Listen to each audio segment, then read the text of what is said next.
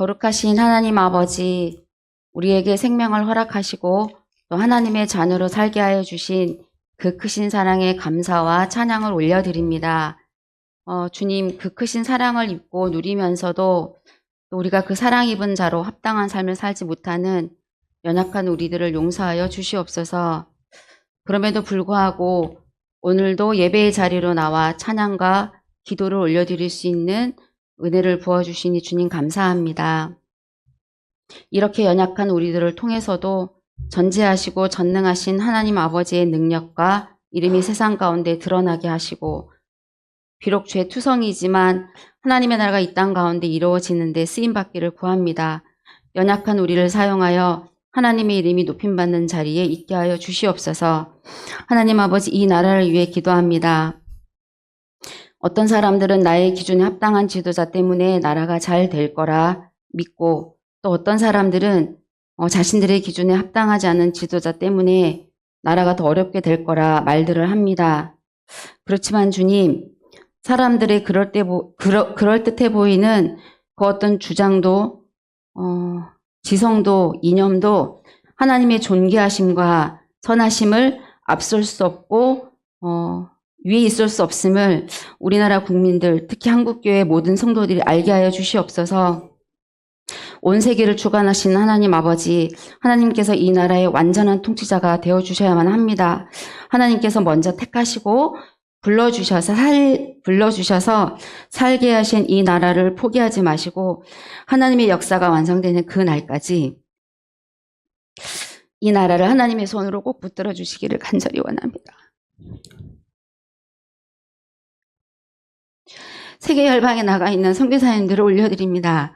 건강을 지켜주시고 그분들의 필요를 채워주시고, 또 때로는 열매가 맺히지 않아 낙심될 때도 있겠지만 성령 하나님 세임 주셔서 그 주저앉은 자리에서 다시 일으켜 세워 주시옵소서. 그들이 만나고 섬기는 현지 영혼들이 정말 예수님을 온전한 구주로 영접하여 구원의 은혜를 누리는 기쁨들을 서로가 맛보아 알게 하여 주시옵소서. 특히 전쟁 중에 있는 곳에서 사역하시는 선교사님들을 주님 눈동자같이 지켜 보호하여 주시옵소서. 우리 교회 어르신들을 위해 기도합니다. 주님 앞에서는 그날까지 건강한 몸으로 예배당에 나와 성도들과 함께 예배드리는 그 귀한 복을 마음껏 누리게 하여 주시옵소서. 또한 우리 교회의 다음 세대와 한국교회와 세계교회를 위해 기도하는 부모님 세대로 하나님의 기쁨이 되게 하여 주시옵소서. 주님, 우리 교회에 또 우리 한국교회의 다음 세대들을 올려드립니다. 그리스도인으로 살기에 너무나 교묘하게 악한 시대가 이미 와 있고 또 다가오고 있습니다. 이들을 긍휼히 여겨 주시옵소서. 우리 교회에서 자라고 있는 유치부, 아동부, 청년부 이 자녀 세대가 세상 풍조에 휩쓸리지 않는 믿음의 세대로 단단히 자라갈 수 있도록 우리 교회가 기도하며 양육할 수 있도록 도와주시옵소서. 주님, 또한 캄보디아 선교팀을 위해 기도합니다. 재방문하는 그곳에서 그간에 하나님께서 하신 일들을 또 보게 하시고 또 앞으로 하실 일들을 보게 하여 주셔서 하나님의 비전을 취하고 돌아오는 하나님의 꿈을 꾸는 선교팀 되게 하여 주시옵소서. 이 시간, 예배 시간 하나님의 말씀을 전하시는 목사님께 함께 해 주셔서 성령 하나님의 주권 아래에 하나님의 말씀, 하나님의 뜻에 합당한 말씀을 잘 전달할 수 있도록 도와주시고, 또 그 말씀을 듣는 우리가 그 말씀을 삶으로 살아내기로 결단하고 나아가는 그런 귀한 시간 될 수 있도록 도와주시옵소서. 이 시간 함께 하실 예수 그리스도의 이름으로 기도드립니다. 아멘. 신약 성경 240쪽입니다. 로마서 2장 29절까지 교독하겠습니다. 유대인이라 불리는 내가 율법을 의지하며 하나님을 자랑하며 율법의 교훈을 받아 하나님의 뜻을 알고 지극히 선한 것을 분간하며 맹인의 길을 인도하는 자요 어둠에 있는 자의 빛이요 율법에 있는 지식과 진리의 모본을 가진 자로서 어리석은 자의 교사여 어린아이의 선생이라고 스스로 믿으니, 그러면 다른 사람을 가르치는 내가 내 자신은 가르치지 아니하느냐? 도둑질하지 말라 선포하는 내가 도둑질하느냐? 간음하지 말라 말하는 내가 간음하느냐? 우상을 가중히 여기는 내가 신전 물건을 도둑질하느냐? 율법을 자랑하는 내가 율법을 범함으로 하나님을 욕되게 하느냐? 기록된 바와 같이 하나님의 이름이 너희 때문에 이방인 중에서 모독을 받는도다. 내가 율법을 행하면 할례가 유익하나 만일 율법을 범하면 내 할례는 무할례가 되느니라. 그런즉 무할례자가 율법의 규례를 지키면 그 무할례를 할례와 같이 여길 것이 아니냐. 또한 본래 무할례자가 율법을 온전히 지키면 율법 조문과 할례를 가지고 율법을 범하는 너를 정죄하지 아니하겠느냐. 무릇 표면적 유대인이 유대인이 아니요 표면적 육신의 할례가 아니니라. 오직 이면적 유대인이 유대인이며 할례는 마음에 할지니 영에 있고 율법 조문에 있지 아니한 것이라. 그 칭찬이 사람에게서가 아니요 다만 하나님에게서니라. 아멘. 이 시간 우리 서로를 보면서 인사 나누겠습니다. 반갑습니다. 잘 오셨습니다. 오늘 사도 바울은 우리에게 또 다른 중요한 부류인 종교인들에 대해서 이야기를 하고 있습니다. 유대인들만큼 철저하게 종교적인 민족을 찾기는 어려울 것입니다. 수천 년에 걸쳐 유대인들은 율법을 중심으로 한 독특한 전통을 유지해 왔으며 그 종교적인 열정을 지속적으로 보여왔습니다. 이러한 모습은 언뜻 보기에 놀라운 신앙의 모범처럼 여겨질 수 있습니다. 그러나 사도 바울은 이러한 외적인 종교성의 그 본질을 깊이 파헤치며 그 진실한 실상을 우리 앞에 적나라하게 드러내고 있습니다. 물론 바울이 모든 유대인들을 일괄적으로 비판하는 것은 아닙니다. 하지만 요한계시록에서는 일부 유대인들에 대해서 자칭 유대인이라 하나 실상은 사탄에 해당이라 하는 강한 표현을 사용하기도 했습니다. 어떻게 하나님의 선민이라고 불렸던 이 유대인들에게 이토록 강한 표현을 사용할 수가 있었습니까? 성경을 통해 우리는 사탄이 종교적인 외형과 세상의 권세, 즉 정치적인 권력을 통해서 사람들을 유혹하고 지배하려 한다라는 사실을 발견할 수 있습니다. 예수님께서 이 땅에 오셨을 때 가장 종교적이었던 이 유대 민족을 통해서 종교적 외형이 얼마나 위험한 독이 될 수 있는지를 사람들에게 알려주었습니다.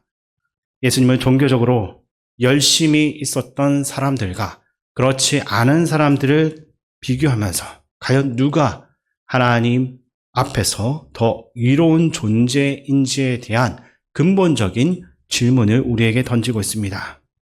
이것은 단순한 비교가 아니라 종교적인 겉모습과 참된 믿음 사이의 본질적인 차이를 깨닫게 하려고 하는 중요한 가르침인 것입니다.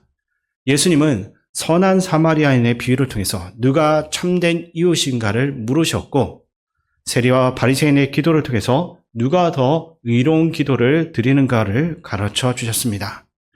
그러한 예수님과 그분을 따르는 이들을 핍박하고 괴롭게 했던 청년 사울을 떠올려 보면 그는 분노로 가득 차서 그리스도인들을 핍박했고 단 한 번도 예수님을 메시아로 인정한 적이 없습니다.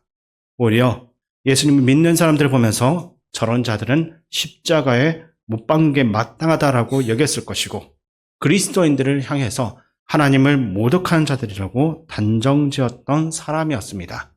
그러나 그 사울이 예수님을 만났습니다. 그가 예수님을 알게 되었고 그분을 따라가다 보니 이제는 유대인들에게 하나님의 참된 메시지를 전하지 않을 수 없다라는 사명감으로 살아갑니다. 목숨을 걸고 믿는 이들에게 하나님의 복음을 전하려면 자신도 목숨을 걸어야 한다는 것을 깨달은 것입니다. 오늘 우리가 보고 있는 로마서는 사도 바울이 로마에 얼마 안 되는 그 소수의 신자들, 이제 막 믿음을 시작한 초신자들을 위해서 썼던 편지입니다.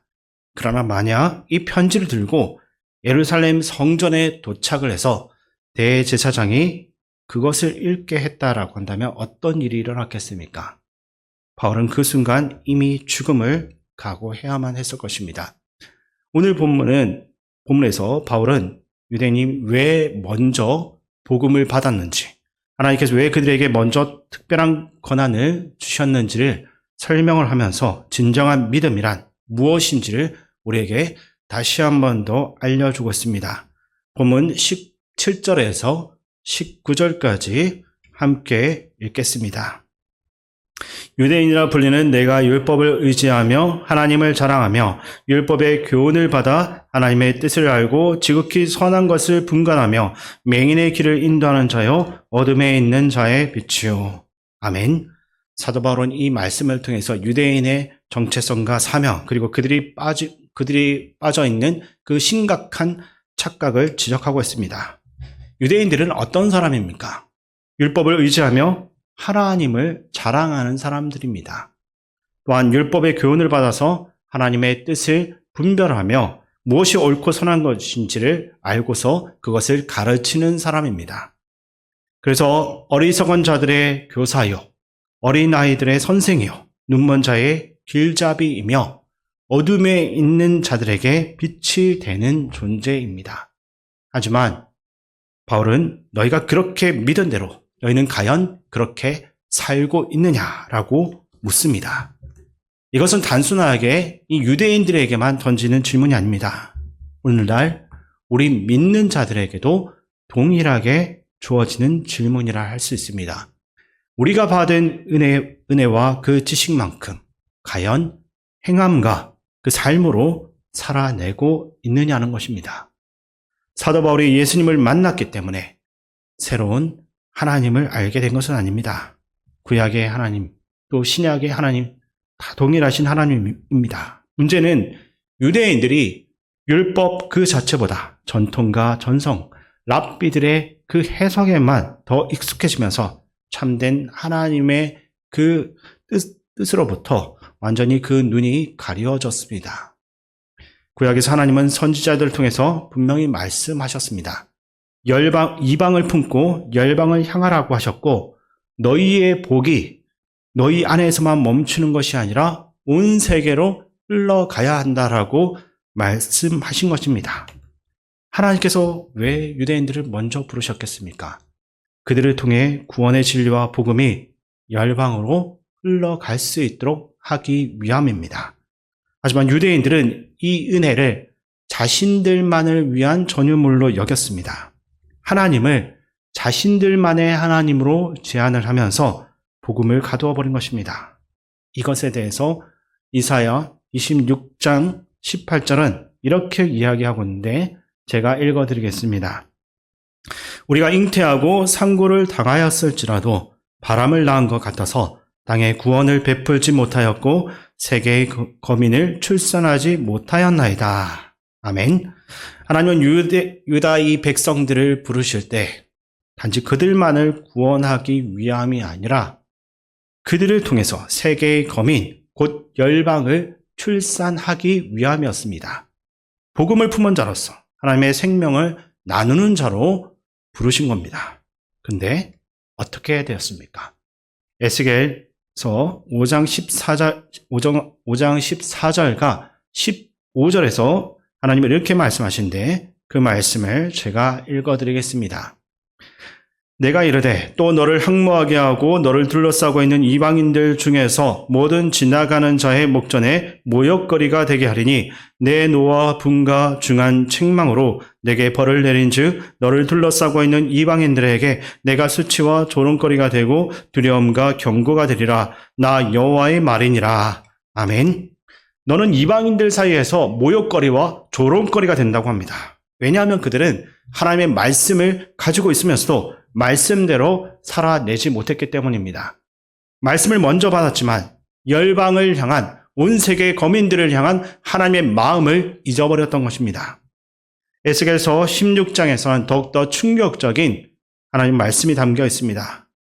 주님께서는 유대인들이 멸시하고 무시하고 있던 이 사마리아인을 향해서 이렇게 선언합니다. 에스겔서 16장 51절 말씀 제가 읽어드리겠습니다. 사마리아는 내 죄의 절반도 범하지 아니하였느니라. 내가 그들보다 가증한 일을 심히 행하였으므로 내 모든 가증한 행위로 내 형과 아우를 의롭게 하였느니라. 아멘.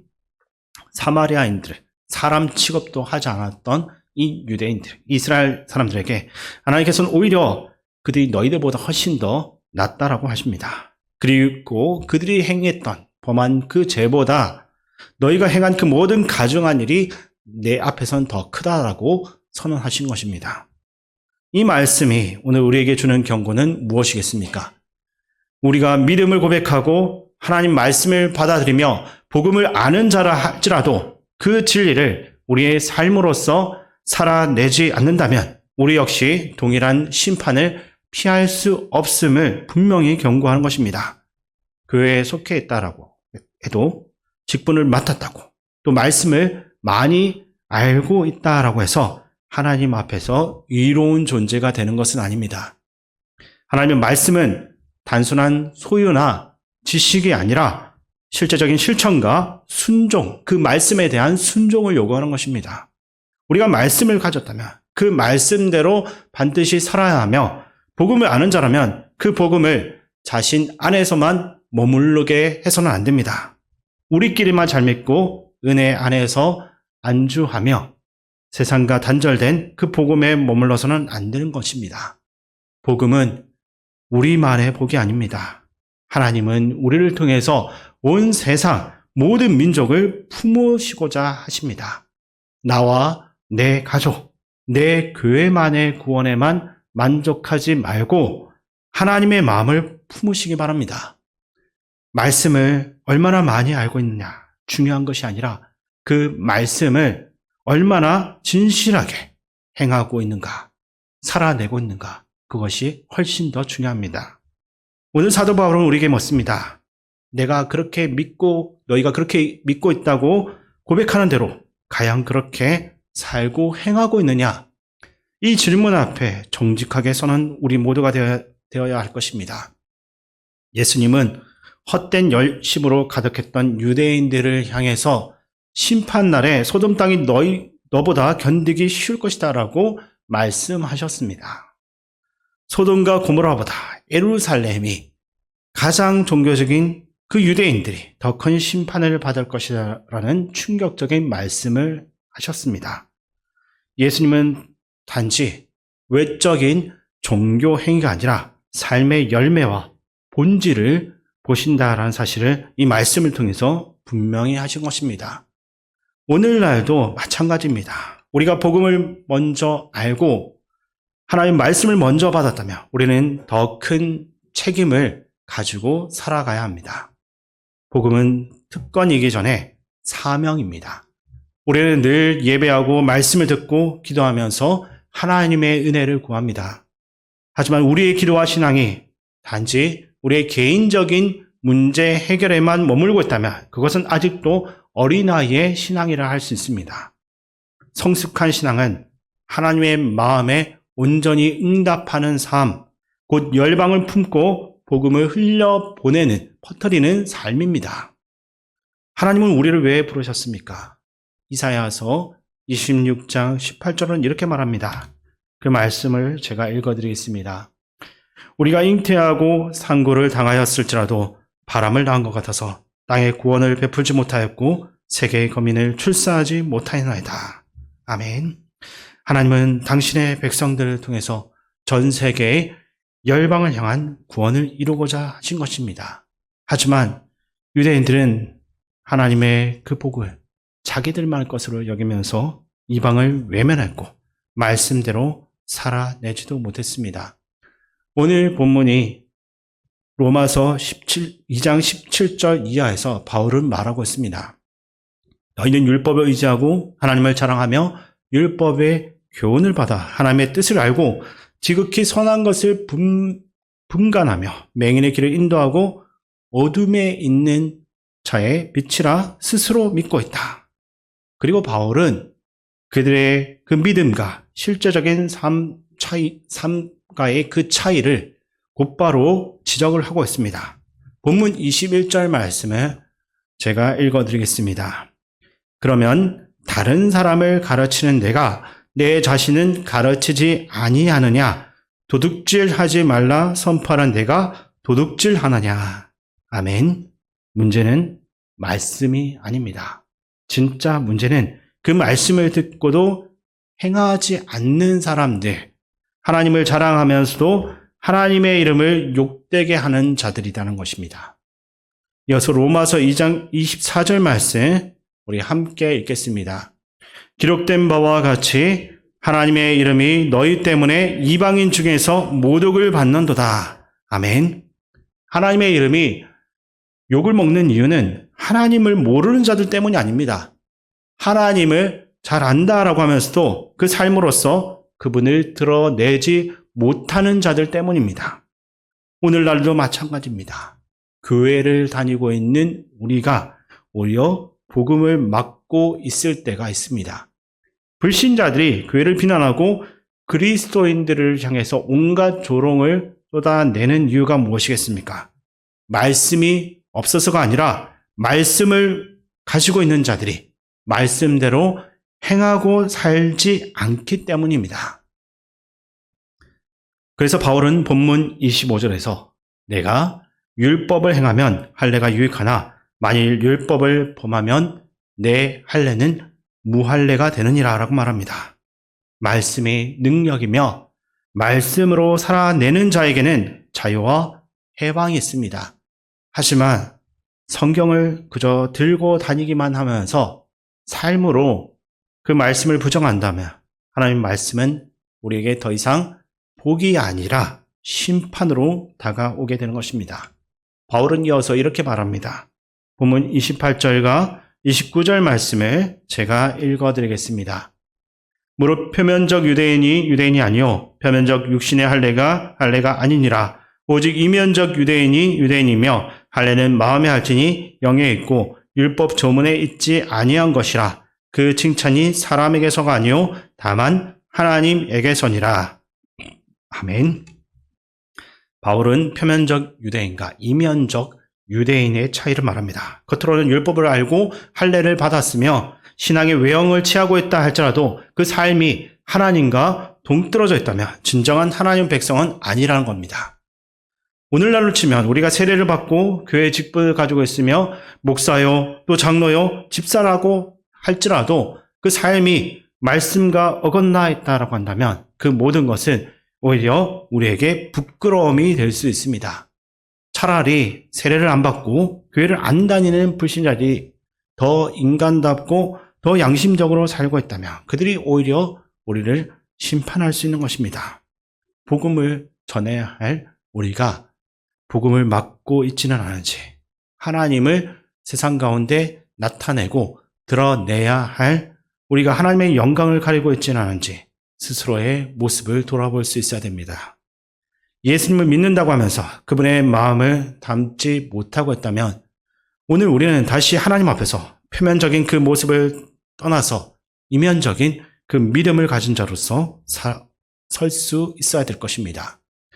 하나님의 말씀을 삶으로써 살아내는 자, 말씀의 무게를 감당하며 복음을 전한 자, 주님의 마음으로 세상을 품은 자, 그러한 우리가 될 때 세상은 우리를 통해서 예수 그리스도를 다시 보게 될 것입니다.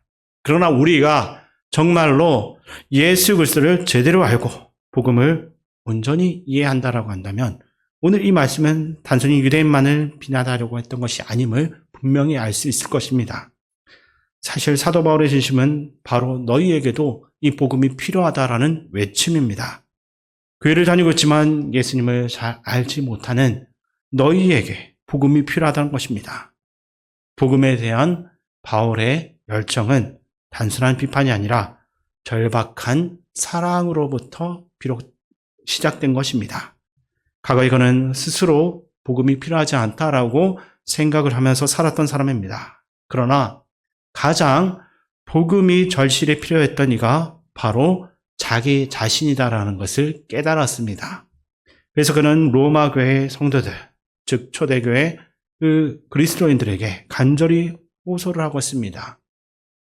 이들이 은혜로 시작했지만 다시 율법으로 돌아갈 그 위험이 크다라는 것을 알았기 때문입니다. 오늘날에도 은혜로 시작하고도 율법적인 모습으로 되돌아가려고 하는 그리스도인들이 있을 것입니다. 바울은 그들에게도 선줄로 생각하는 자는 넘어질까 조심하라라는 경고를 전하는 것입니다. 너희가 자랑하는 유대인들이 결국 하나님을 떠났던 것처럼 오늘날 그리스도의 부름을 받은 자들도 점점 예수 그리스도와 멀어지는 삶을 살 수 있다라는 바울의 그 애절한 마음이 말씀 속에 담겨져 있습니다. 왜 바울은 이런 고백을 합니까? 예수 그리스도만이 우리를 위해서 십자가에 못 박히시고 다시 살아난 유일한 분이기 때문입니다. 세상에 어떤 신이 우리를 대신해서 죽어줍니까?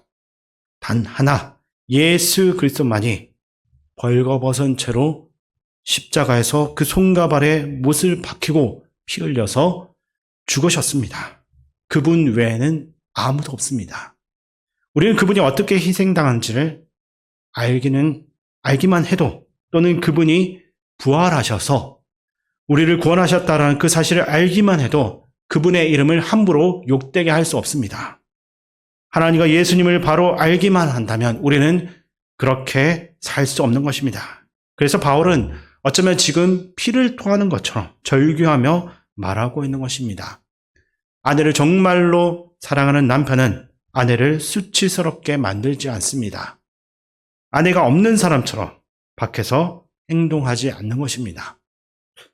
남편을 또 진정으로 존경하고 섬기고 있는 아내는 절대로 남편을 흉보지 않습니다. 마찬가지로 부모를 제대로 아는 자녀는 부모를 욕되게 하지 않고 그 이름을 드러내며 살아갑니다.